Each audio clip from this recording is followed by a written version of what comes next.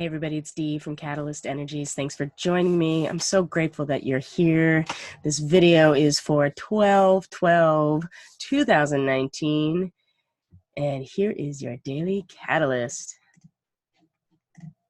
All right, we're coming right off our full moon in Gemini with this report, and we had a real opportunity to release some stuff about the mind, and we've collected a lot of information, and the light of the sun has shone on the face of the moon and illuminated what our minds have collected, how our feelings have attached to that information, and how we feel about the information coming in and coming out. Gemini is the actual motion of the mind. It is the mechanism of the mind itself. So it is the thoughts that are coming in and coming out. And I think we probably all have had some interesting insights about what it is that we have been allowing into our fields in terms of our thoughts and ideas, and maybe where those things could be released and what things are worth keeping around in terms of understanding. And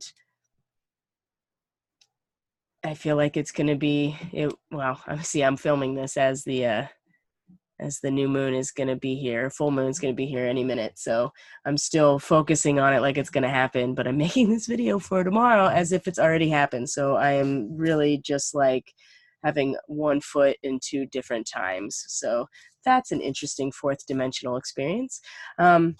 But after the new moon, or full moon, and I keep calling it a new moon, after the full moon, we're going to have some potential frustration, I think. We're going to have our moon, this is for 9 a.m. Pacific Standard Time. The moon's going to be at the end of Gemini and moving into Cancer today. And this is the home of the moon. The moon is the ruler of Cancer.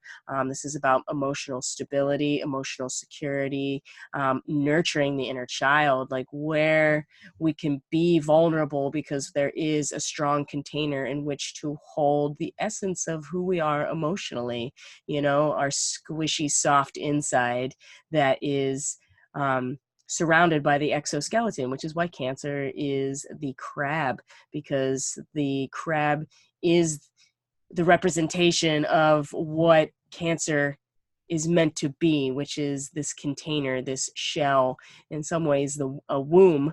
You could also consider it kind of like the Holy Grail, the receptacle. So that's why it's home and family, and the energy associated with the moon at this point when it's coming into Cancer is really about nurturing ourselves and taking care of ourselves, and we really want to be emotionally comfortable. And so after this full moon, there is going to be kind of like this push towards that, especially depending on what we've released with the full moon. I mean, it could be some intense stuff that we really just want to then kind of wrap ourselves in a blanket in some ways and just really take care of ourselves. And there's nothing wrong with that. And I really recommend that you participate in something that's going to nurture you. So after the full moon, we have the moon making inconjuncts or quincunx with some Capricorn energy, Venus and Pluto. And so still in Gemini at this point, and then making that inconjunct or that square peg in a round hole type of connection to Venus, and then again to Pluto right in here in Capricorn. Venus having to do with the relationships and the harmonious aspects of our physical world. Being in Capricorn, we might be taking this very seriously, getting down to business in terms of what we're creating, what kind of relationships, projects, what kind of resources like that we want in our lives, and we're getting very serious about creating it. Pluto, on the other hand, is right next to her and is been in Capricorn for so long, just like tearing down every single piece of the structure in order to transform it. So the moon in the last bits of Gemini, we're coming into the aspect of the highest mental activity, the most amount of information coming in and going out as well, like the mastery of the mind having this inconjunct, or this this complete lack of lining up with these energies in Capricorn. So regardless of what we have gained and what kind of mastery we do have over our thoughts and our mind and how we feel about it, there's definitely no, Capricorn doesn't care about feelings or the mind or the ideas. It's all about getting it done. And so we might have learned a lot with this full moon, and we might have, and the moon is still illuminated here, and so the mind is still very active, the thoughts are still very active, but they really aren't connecting very well at all with what's going on in Capricorn. So there is some frustration, I think, that could potentially come about after like this intense full moon, where we might have like had an insight or learned a lot, and then when it comes down to like, well, this Capricorn is still here, and whatever it is that you've learned or whatever mental mastery that you've come to in this space is really not lining up very well with what's going on in real life. So I feel like that could be some frustration. We do have a void, of course, moon as soon as the full moon happens. So it's a good time to not act on anything, and not even act on our frustration necessarily, but just to kind of like sit back and sit with it and see how it feels, see where it takes you.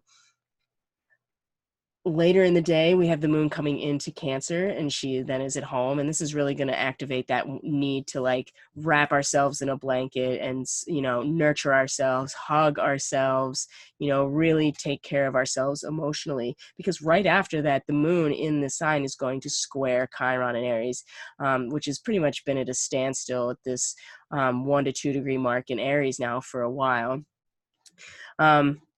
This is the wounded ego. This is the aspect, the wound of the self, squaring this moon in Cancer. There again, this is even more frustration. Things not really looking the way that we think they should or that we want to, and maybe a push to like do something about it when the moon is just like, no, I just want to be taken care of. Like, just take care of me. Stop like trying to deal with all of this over here.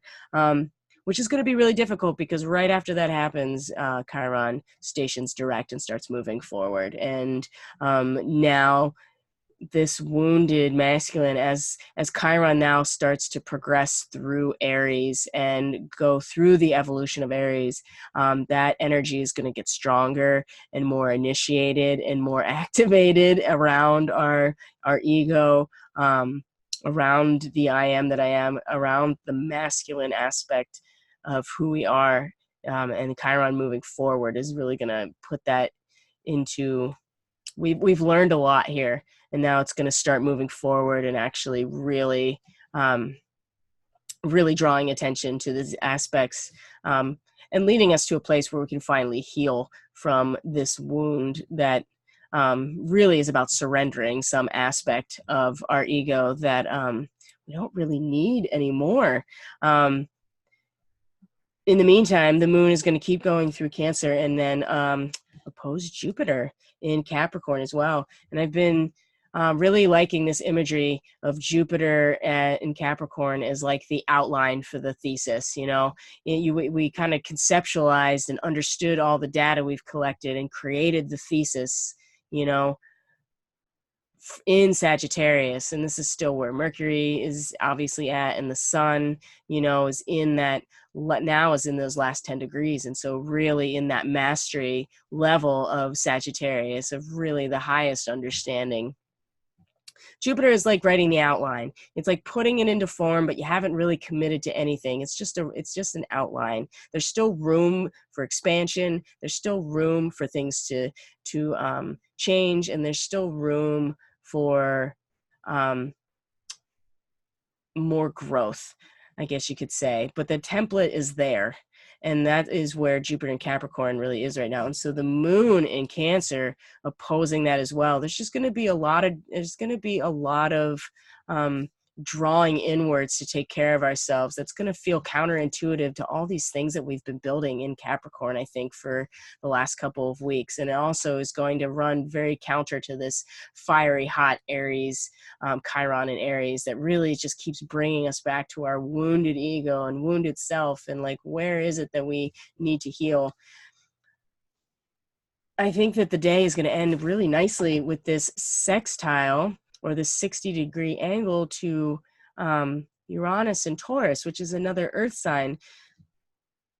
But it's harmonious, but it needs a level of activation. It needs our attention. A sextile needs a catalyst in some ways in order to get the full effect.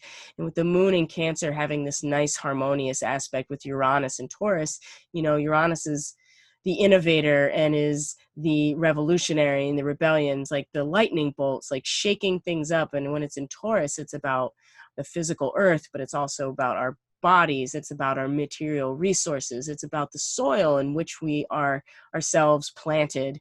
And it's been drawing our attention to the ways that things can change here. And especially when Uranus goes direct, which will be pretty much right after Saturn and Pluto conjunct in January. Uranus is going to move direct again. So I would really be mindful to see how things like quickly shift in terms of the earth and the physical reality around that time. And so the moon in Cancer really drawing us inward is going to make a nice configuration to this. And I think this could be a sudden lightning bolt, like flash of like inspiration, or really it's like the collective third eye, Uranus, you know, the higher octave, the higher mind. And so whatever we're doing to like really take care of ourselves and take care of our vulnerability and our emotions is really going to be activating this in a good way. I think it's going to be giving us maybe some insight into how we could best harness this energy later when it starts to go direct. And maybe just kind of soothe this. Oh, that's what it is.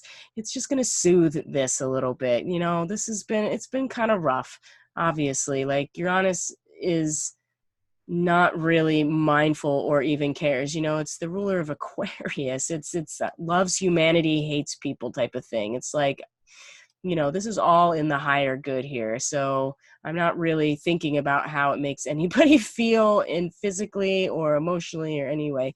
And so I feel like this moon in Cancer is really going to soothe the electrical burns that we may have been getting with Uranus and Taurus. So take it easy. I know for me, I'll be at a Reiki circle this evening, and I think that type of like community connection that's nurturing and is about emotional connection and non-judgment, and really just about taking care of yourself, I think is something like that is the perfect way to spend the evening in order to kind of deal with all of the, you know, tense energy that could be going on with all of this Capricorn type of energy in Chiron. So that's your daily catalyst for the 12th of November, 2019. Thanks for joining me, and I will see you on the next video.